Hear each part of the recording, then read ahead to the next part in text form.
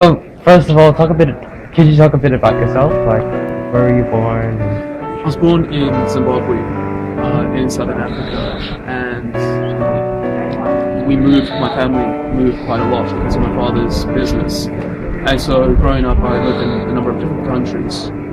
And so growing up, I'd always move from one place to another. But wherever we would go, whichever country we were in, whichever country we were visiting, my father always made sure that we would go to Mass, and that we would say our prayers and still be raised in the faith. The most significant influence for me was when we lived in Saudi Arabia, and I lived there for a couple of years, because there, obviously, the practice of faith is illegal. And so to practice our faith, we had to do so in secret and in hiding. And so it meant that for Mass, we'd still have Mass every week, but we'd have to move from house to house to a different location so that we never drew the attention of the authorities as to what we would do and where we were.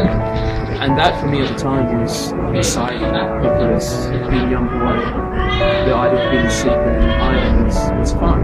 It sounded like an adventure. It was only when I became much older that I realized what my parents had actually sacrificed and what they were willing to risk, which in their case was imprisonment or deportation for practicing faith.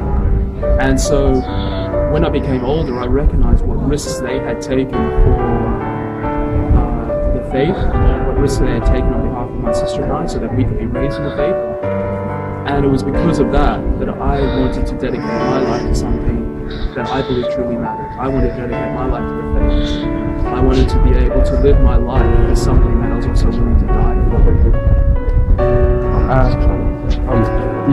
While being a young teenager like us, did you ever have any doubts towards religion and not to God? The first time I really thought about priesthood when I was 14 years old, and it was a school year, and we used to have Mass before school, and I would go to Mass and see the priest in the Mass. That's what first inspired me to actually seek out priesthood. But then as I became a little older, like through years 9, 10, 11, I started to lose all interest in the idea of priesthood, and I even battled quite a lot with my own faith. And it was difficult for me at the time, because there were a lot of questions that I had, there were a lot of emotions that I had about the faith that I couldn't quite resolve. And so for me it became very difficult at that point. One thing that sustained me in that was simply the fact that, one, I was at a Mara school, and so the brothers were around us and they would always encourage us in the faith anyway. And also because of my family. Obviously, my father wasn't going to allow me not to go to Mass just because I didn't want to. I still had to go to Mass and so forth. And so because of that, I was just sustained even through all those doubts that I had. But then as I became a little bit older, in my early 20s, I regained my love of faith again. And it was then that I started thinking about priesthood again, mainly because of what I was feeling myself, but also other people around me were encouraging me to seek out priesthood, even though they didn't know that's what I was thinking at the time.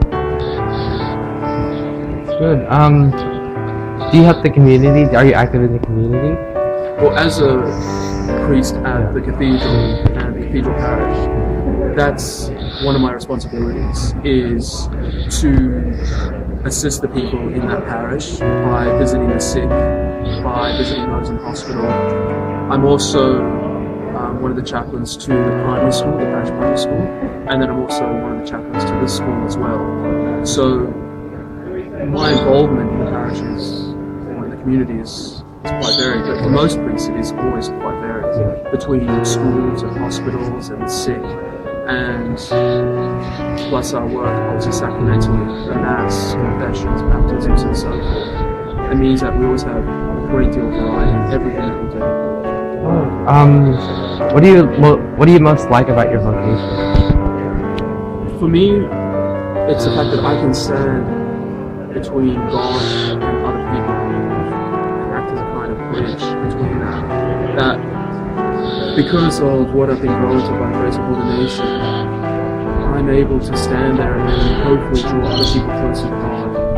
and to help them to feel that God is closer to them. So whether it's in times of great sorrow and difficulty, that somehow I can maybe make our Lord more tangible for them, or even in times of great joy, so that they feel as though that this is all part of God's love for them, is probably the greatest benefit of being a priest. That, and also the fact that every day I get to stand at the altar and offer the sacrifice of the Mass, and that I can be in the confessional and hear men and women humble themselves before God, wanting to know His mercy and forgiveness, and that I stand in God's place in those moments, is overwhelming, but also something which should remind me of the great humility that I need.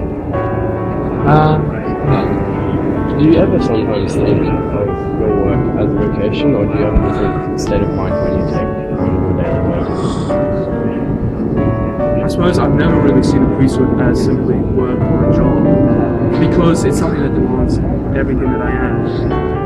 My entire self has to go into who I am as a priest, because it's not simply that. It's not simply something that's added on to me. It's someone who, by the grace of God, I become. And so everything that I am has to be given over to my vocation. And so it's difficult for me to even see it as a job, because it's not something that has set hours or set days of the week. It's something that demands my entire day, my entire self. Has the vocation changed you? I hope so. Yeah.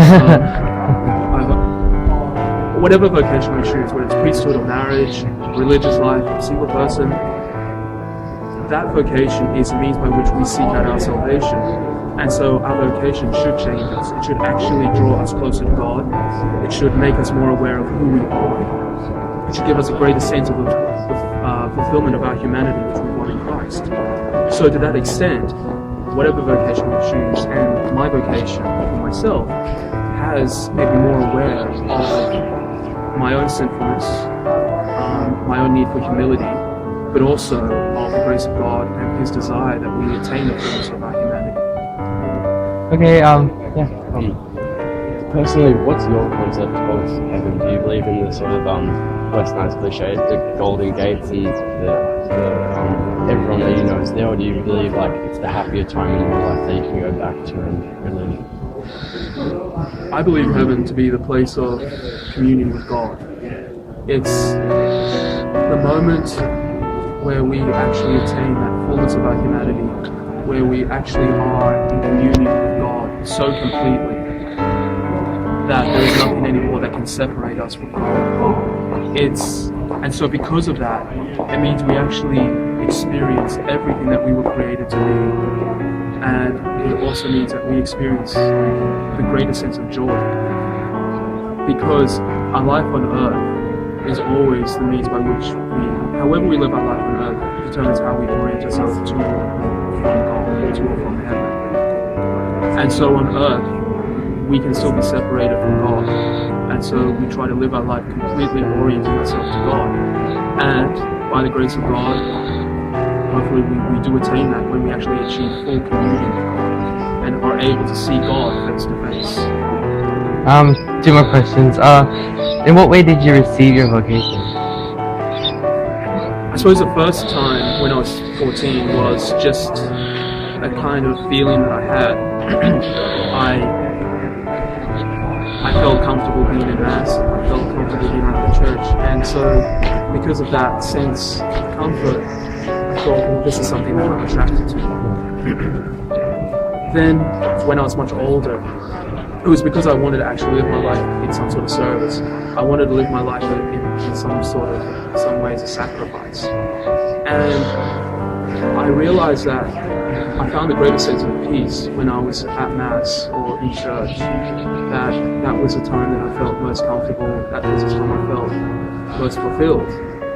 Because of that, because of my desire to live my life as a sacrifice, because of the influence of my family and their devotion to the faith, I realized that vocation, that those desires were probably leading me to the vocation of priesthood.